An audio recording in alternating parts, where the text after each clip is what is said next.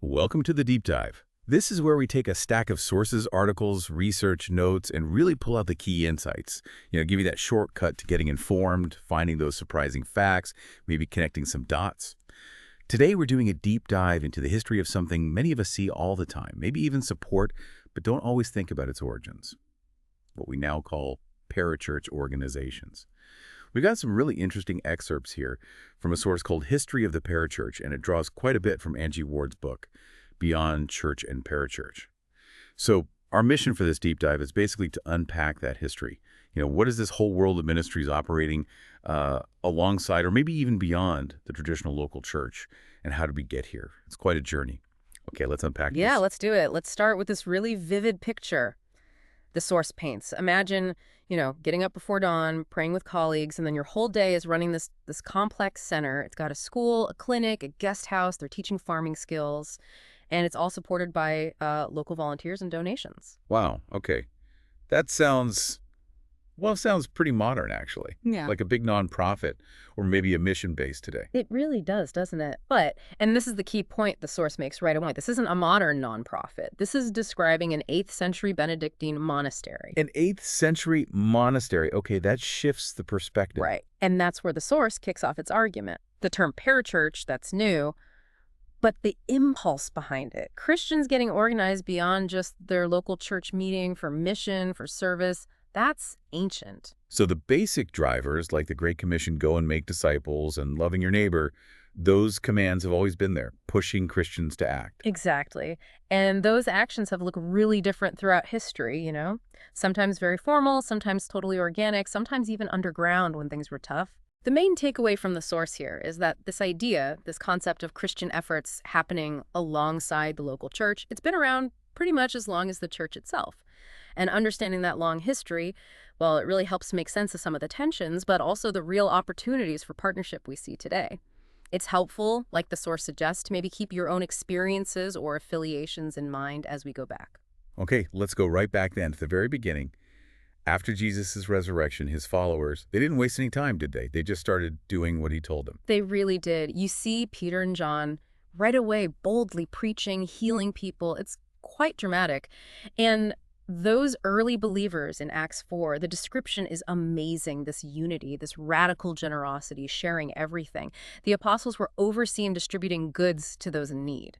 So proclaiming the gospel and meeting practical needs, they were happening side by side from day one. Totally intertwined. But, it quickly became a challenge to manage both effectively as things grew. Ah, right, the story in Acts 6. Exactly. There's this complaint from the Hellenistic Jews. Their widows were being overlooked in the daily food distribution. And the apostles realized, hey, we can't do this and focus properly on prayer and preaching. It was just too much. So they delegated. Yeah, the community selected 7 men, specifically tasked with managing that practical ministry, freeing up the apostles. So even that early, the church was already developing maybe different structures. Some focused on the big picture mission, others on specific local needs. You could definitely see it as a kind of division of labor born out of necessity. And it's interesting, persecution also played a role in shaping things. When believers scattered after Stephen's stoning, it was terrible, obviously, but it actually ended up spreading the gospel further. Acts 11 says a great number of people believed in new places. Right, and Jerusalem starts as the main center, but then they send Barnabas up to Antioch. And Antioch becomes really important, doesn't it? Oh, hugely important. Barnabas brings Saul Paul there, and their ministry was both teaching the believers in Antioch and actively preaching to outsiders. And you see that practical care flowing from Antioch, too, like when they sent aid back to Judea during a famine. So Antioch goes from getting help to being a major sending church itself. Yeah. Commissioning Paul and Barnabas. Yeah, it becomes this real missionary hub. Paul heads west, towards Rome eventually, but the source reminds us the other apostles spread out, too. Peter to Samaria, maybe Rome, John to Asia Minor. Tradition puts James the Greater in Spain, Thomas way out in India. Wow, so you've got these traveling leaders founding new communities, but also established centers like Jerusalem and Antioch acting as points of authority, making decisions. Exactly. Like the Council of Jerusalem around 49 AD deciding Gentile converts didn't need circumcision. That was a huge decision. And Antioch just grew in importance, especially after Jerusalem was destroyed in 70 AD. And all this time, local churches are forming, following the apostles' teachings, gathering, Yeah. Doing what we call worship, but also just living out their faith daily. Yeah, the source points to all those one another commands in the New Testament. Bear one another's burdens, show hospitality, forgive one another. It wasn't just Sunday morning, it was a whole way of life, meant to shape their relationships and communities. What were the sort of defined roles in that very early structure? The source lays out four main ones you see right at the beginning: apostle, prophet, elder, and disciple. Apostles were the traveling founders, the 12 plus Paul, Barnabas, others. Prophets spoke God's truth, sometimes predicting things like Agabus did. Elders oversaw the local, settled groups, and consulted with the apostles. And disciples were, well, everyone else, living out their faith day to day. And the deacons came in a bit later. Seems so. By the time Paul's writing his letters, maybe the mid-60s AD, the role of deacon is pretty clearly established. Their function looks a lot like that Acts 6 pattern, caring for the practical logistical needs of the community. And here, the source makes a really crucial point for our discussion. In that Apostolic Age, you had both traveling, spirit-led leaders and settled resident groups caring for congregations. It sounds a bit like the Old Testament structure, maybe. Prophets, priests, Levites, different functions. There are parallels, for sure, different roles within God's people. But here's the absolute key insight from the source, something that really challenges our modern thinking.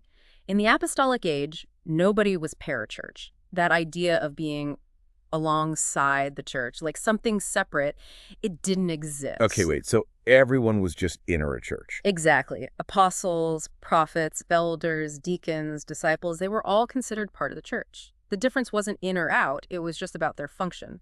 Were you based locally or were you traveling? Home-based or itinerant? That was the distinction. That's a really important reframing. It makes you think differently about how we label things today. So if everyone was part of the church, just doing different things, how did that start to change? How did the structure evolve after the apostles? Well, the source explains that as we move into the 2nd century, that balance, between the mobile leaders and the settled communities, it started to tilt pretty heavily towards the settled part. Right. That's when you get figures like Ignatius of Antioch writing about a more defined local structure, like one bishop or pastor, a group of elders or presbyters, and then the deacons. Yeah, and by around 200 AD, you see the term priest being commonly used for clergy. The source suggests a big reason for this tightening up, this consolidation, was the need to push back against various heresies and divisions that were cropping up. Like the Judaizers, Docetists, things challenging core beliefs. Exactly. So the thinking was strong local leadership, a clear hierarchy. That was the way to maintain unity and correct doctrine. And by the late 3rd century, it sounds like things were pretty organized. Right. The source mentions Eusebius describing the church in Rome. Oh, yeah. That's striking. 1 bishop, 46 presbyters, 7 deacons, plus subdeacons, acolytes, exorcists, and supporting over 1,580 people. Wow. It shows how Rome was becoming this major center of church authority, very different from that looser, more fluid structure back in Acts. And they started holding big councils like Nicaea in 325 AD, specifically to hammer out official doctrine. And the source points out that those roles of prophet and teacher seem less prominent in the writings from this later period. It's possible. Maybe those functions kind of got absorbed into the bishop and presbyter roles, or maybe they just weren't emphasized as much as the formal structure solidified. And then, of course, the huge game changer was the Edict of Milan in 313 AD Constantine. Right. Christianity goes from persecuted to permitted and then pretty quickly to favored. Yeah. Suddenly, they didn't need to operate underground anymore. That allowed for, and probably encouraged, much greater centralization and, a more visible, established structure. Okay, so the institutional church is becoming more defined, more hierarchical. But then something else really significant starts happening, kind of outside those formal parish lines. Yeah. Monasticism. Yes. And this is where the source makes that really provocative claim that historically, monasticism could be seen as the first real appearance of what we'd now call the parachurch. And it was a massive force for over 1,000 years. We often picture monks just praying in isolation, but the source says it was often way more dynamic. Oh, absolutely. It starts, the source explains, with people like Anthony of Egypt around 270 AD, the father of monasticism. He starts as a hermit, really taking seriously Jesus' words to the rich young ruler, "Sell everything, follow me," seeking God in the desert. And the source connects this to the changes happening in the wider church. It does. It suggests many of these early hermits were actually reacting against what they saw as the church becoming too worldly, too secularized, after Constantine made it acceptable, even advantageous, to be Christian. So it was partly a protest movement in a way. seeking a more radical commitment. You could definitely see it that way. Then you get figures like Pachomius, an ex-soldier, around 320 AD. He starts gathering these desert fathers into the first actual monastery, setting up a common rule for living together, shared meals, work, worship.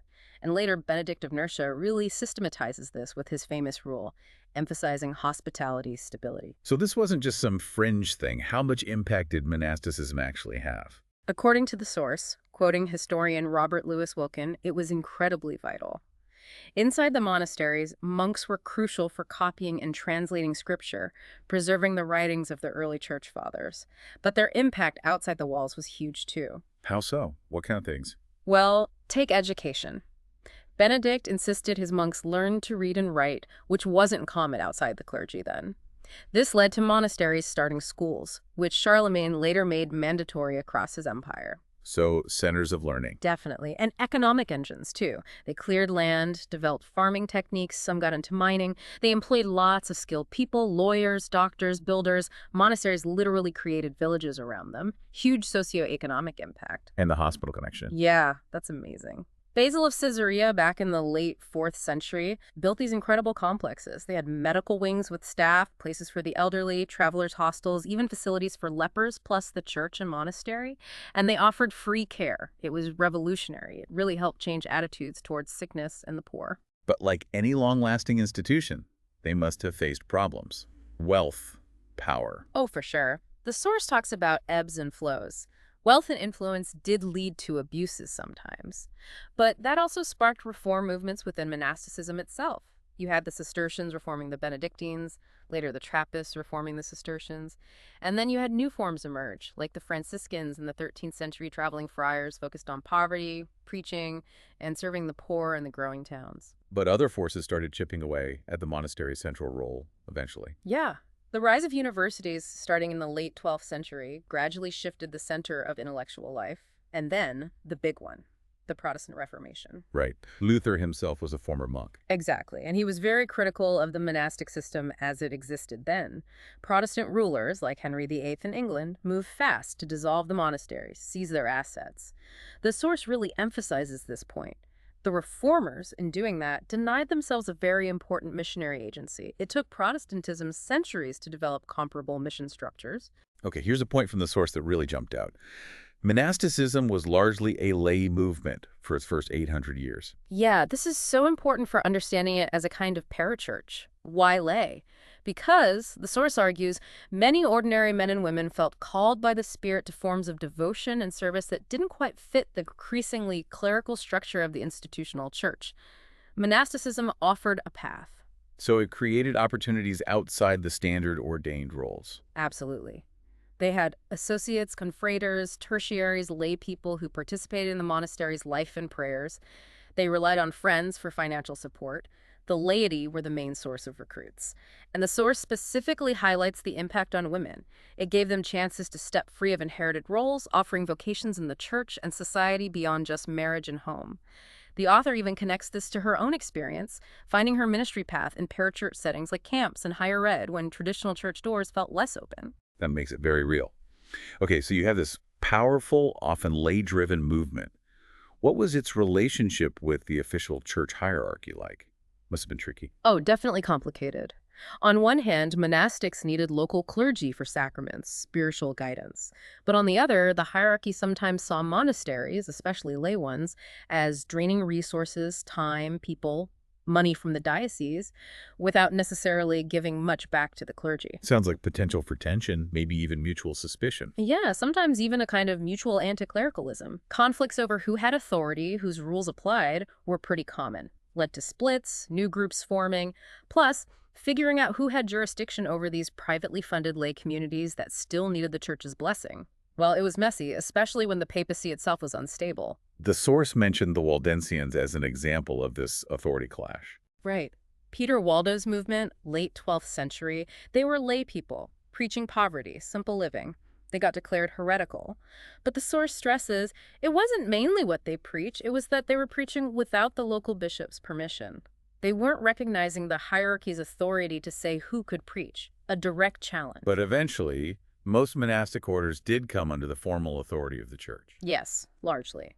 Pope Gregory recognized the Franciscans in 1210, bringing them into the fold. And the Fourth Lateran Council in 1215 made some key rulings. It said tithes to the local parish came first, before supporting monasteries or other groups. And later, it actually banned creating new religious orders for a while, trying to stop the grave confusion of too many independent groups. Okay, so monasticism was this huge, complex parachurch force for centuries.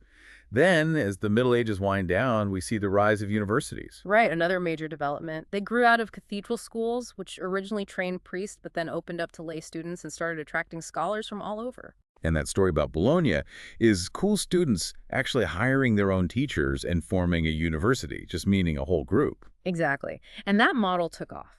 Paris, Oxford.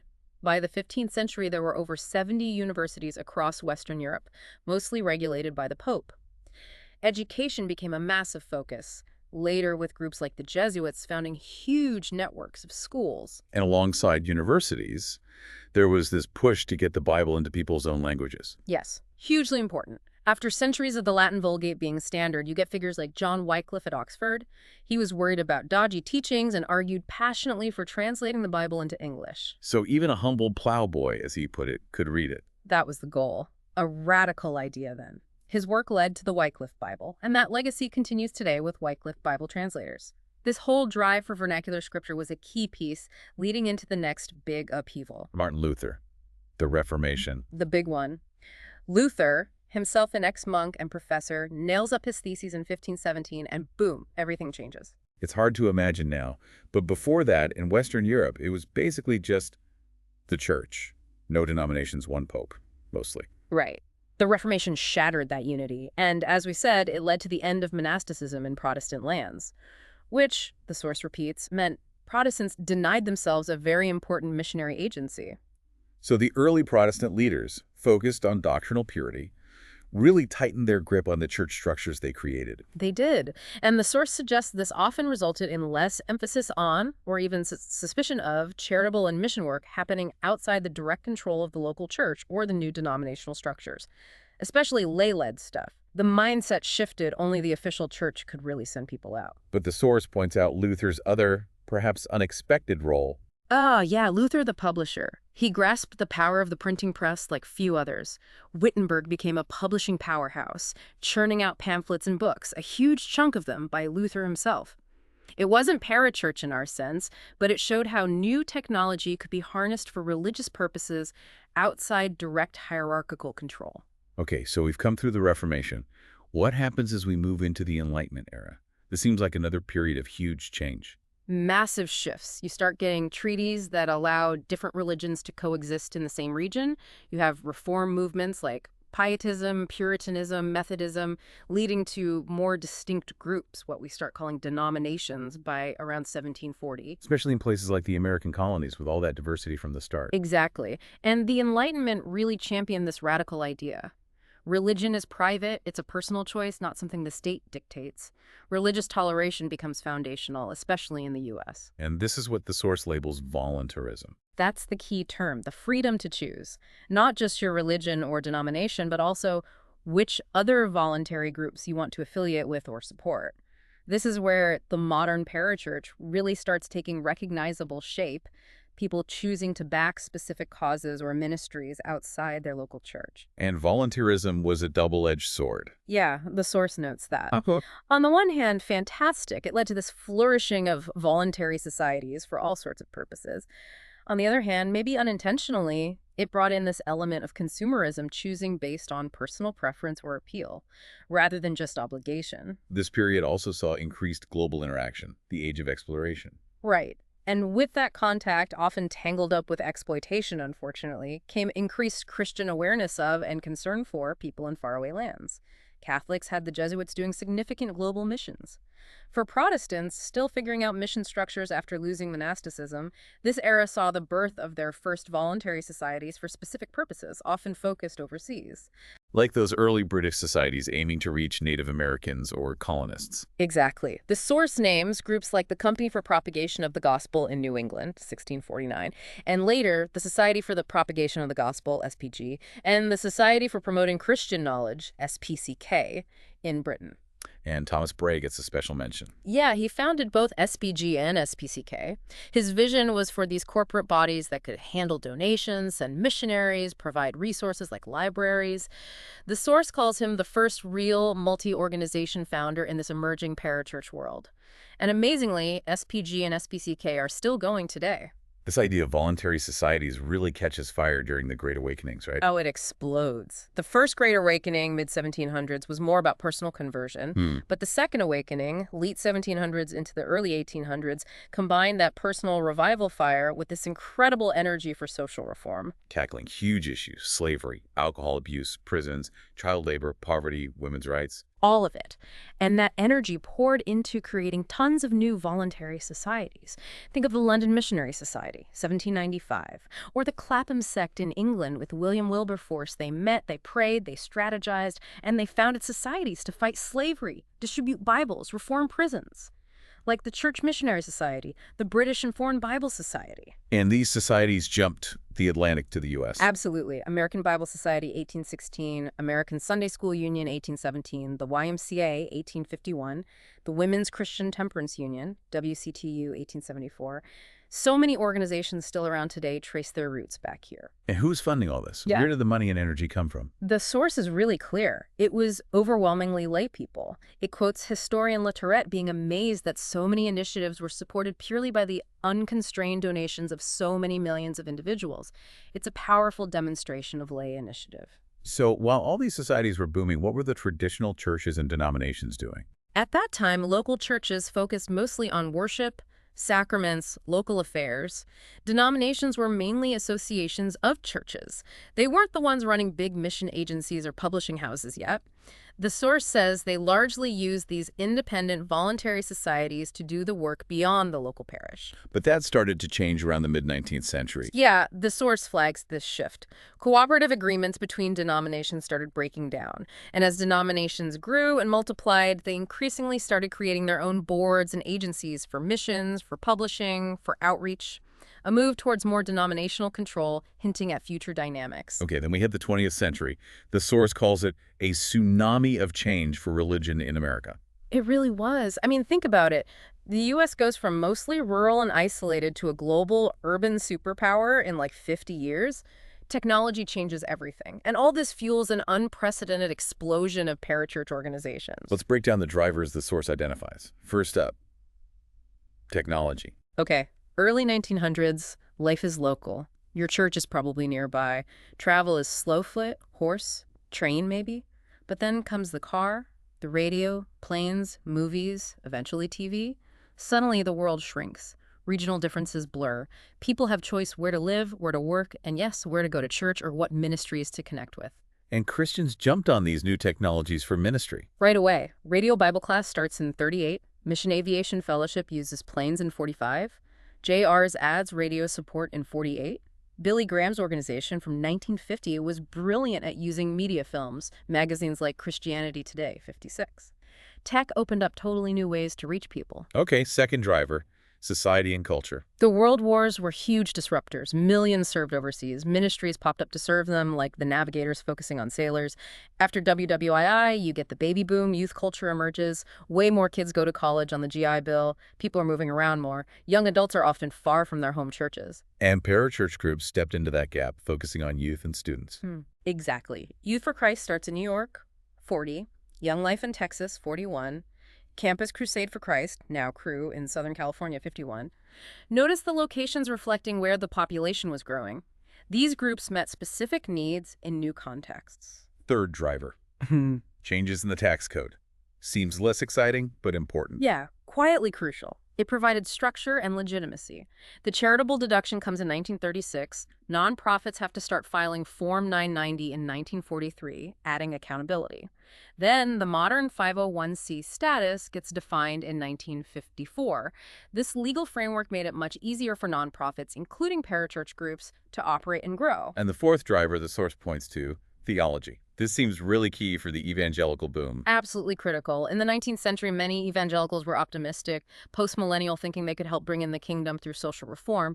But then Yeah. the Civil War, the problems of rapid urbanization, WWI, the Scopes trial challenging evolution, all that shook the optimism. Leading many to shift towards premillennialism. Yes, often a more pessimistic view of societal progress, focusing instead on saving individual souls before Christ's return, which felt more imminent. The response, the source says, was for many evangelicals to turn inward and build their own evangelical subculture. Like a parallel world of institutions. Pretty much. Independent churches, Bible schools, seminaries, camps, mission agencies, publishers creating their own ecosystem. So many major evangelical organizations we know today were founded in that post-WWII era, the 40s and 50s. Awana, InterVarsity, Young Life, Compassion International. The author mentions her own college, seminary, the camp she worked at. So you put all that together, technology, social changes, tax laws, theological shifts, and you get this explosion of what sociologist Robert Wuthenow called special purpose groups. Yeah, it totally reshaped American religion. Early 1900s, denominations way outnumbered these groups. By the mid-70s, it had flipped. Special purpose groups outnumbered denominations. And that trend just keeps going, with newer networks like Pioneers, Willow Creek Association, Acts 29, Promise Keepers, often intentionally non-denominational from the start. Speaking of reshaping religion, the source points to maybe the biggest church development of the last 40 years. The megachurch phenomenon, 2,000 plus people attending weekly, they really took off from the 1980s onwards. Now there are, over 1,800 in the U.S.? Single-site, multi-site, huge online presence. And the source argues that even if they're technically tied to a denomination, they often function like they're non-denominational. That's the really interesting insight. They operate much more like complex organizations, and they heavily use the wider parachurch sector while also doing many parachurch-like things internally. Jerry White called the megachurch a federation of parachurch ministries way back in '83. Because they run so many different programs themselves. Exactly. Food courts, bookstores, publishing arms, sports leagues, camps, media studios, food pantries, sending their own missionaries. They've kind of absorbed functions that used to belong to separate societies or denominations. And this rise connects to a broader shift in how American Christians identify themselves. For sure. A move towards being non- or post-denominational. People switch denominations way more often now than they used to. Factors like moving, marrying someone from a different background, dissatisfaction, or just finding a church they connect with personally, it all loosens those old loyalties. To the point where non-denominational is effectively one of the biggest denominations. Pretty much. And many churches, even those with the denomination, deliberately downplay that label. Saddleback is Southern Baptist, Life. Church is Evangelical Covenant. But many attenders might not even know or care. It's seen as less important, maybe even a turnoff. The source calls this whole dynamic a two-way street. Yeah, sociologist Christopher Scheitel's term, parachurch groups offer specialized options, making it easy to look outside your denomination. At the same time, people see themselves more as just Christians, less bound by labels, feeling free to pick and choose ministries and causes across different organizations. And just as all this was happening, another wave of technology hits the internet. Oh yeah, the dot-com boom, late 90s, early 2000s. Suddenly we've got email everywhere, dial-up, then broadband, Amazon, iPods, eventually the iPhone. It changed communication completely again. And ministries and churches adapted quickly. Had to. Yeah. Websites became standard. Email lists, then posting sermons online, audio, then video, live streaming, blogging took off, then social media, podcasting, YouTube, just layer upon layer of new ways to connect or try to connect. Online church became a real thing. What were the big advantages for ministry? Well, distance became less of a barrier. Virtual community, huge changes for missionaries keeping supporters updated, reaching wider audiences instantly, easier ways to connect donors and volunteers, giving access to people who were homebound, empowering voices that maybe weren't heard before, and obviously a lifeline during the pandemic. But the source also raises a caution about this digital world. It does. This whole digital economy easily becomes an attention economy. Success starts feeling like it's measured by clicks, views, engagement. It creates intense competition for people's limited attention. The challenge, the source says, is to think hard about not just the benefits, but the potential downsides for our souls, for real community in this environment. We've focused a lot on Protestantism, as the source does, but it makes a point about Catholicism too. They weren't static either. No, absolutely not. The source points to Vatican II in the mid-60s. Pope John and Tony III wanted to open the windows, let in fresh air, respond to changing times. And a key result was the decree on the apostolate of the laity. Hugely significant. It was an official recognition that lay people needed to take on more responsibility, more active roles in all areas of life: family, work, culture, politics. The church was talked about more as a dynamic movement, not just an institution. And it encouraged more openness to dialogue with other faiths. Yes. So you see outcomes like far more lay ministers in the Catholic Church today than priests.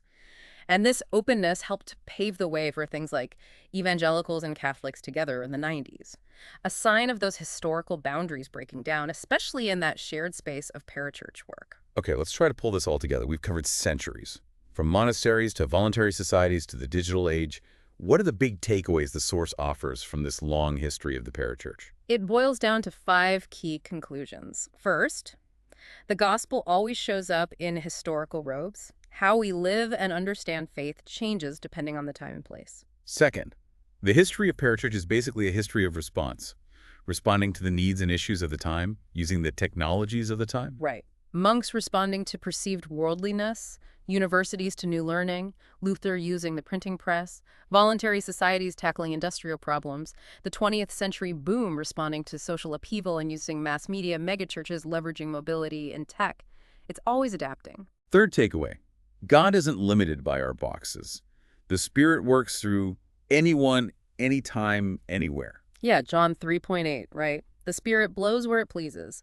Not confined by our church structures, denominations, doctrines, history shows these movements started by all kinds of people, sometimes inside the system, sometimes outside, sometimes pushing against it. Fourth point, and this has come up again and again, it's largely been a lay phenomena. Super important. These movements open doors for ordinary people, men and women, to serve and lead when maybe the official clerical paths weren't open or weren't enough. The laity have always been the bedrock, the funding, the volunteers, and especially empowering for women, as the author noted. And the fifth takeaway, Yeah. these efforts often bring diverse Christians together around a shared mission. Yes.